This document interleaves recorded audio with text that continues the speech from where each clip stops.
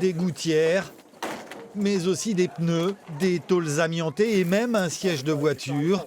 Ce matin, les bénévoles de l'opération Village des Marais Propres ont fait recette. On retrouve des télés, on a retrouvé des plaques de feu, on a retrouvé des choses vraiment très surprenantes avec des volumes, des caisses de légumes en grande quantité et des fois on a rempli des bateaux complètement.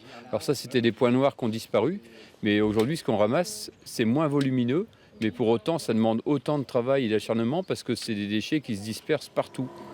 Les marais de Saint-Omer, c'est plusieurs centaines de kilomètres de rivières et de canaux secondaires. Un parc totalement naturel, malheureusement souillé par des tonnes de détritus, la plupart toxiques pour l'environnement.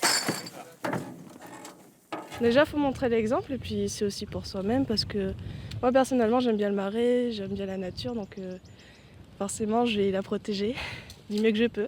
On avait envie de donner un geste pour la nature parce qu'il faut la préserver. Championne toute catégorie des déchets, les bouteilles de verre et les boîtes de bière. Elle représente à elle seule près de la moitié du poids total collecté en une journée. On ramasse entre 10 et 20 tonnes de déchets sur la journée et puis la semaine parce qu'il y a plein d'opérations satellites organisées par des écoles, par des communes et par des associations. Une opération citoyenne renouvelée chaque année par quelques centaines de bénévoles, sans qui les marais de Saint-Omer ressembleraient sans doute aujourd'hui à une immense décharge publique.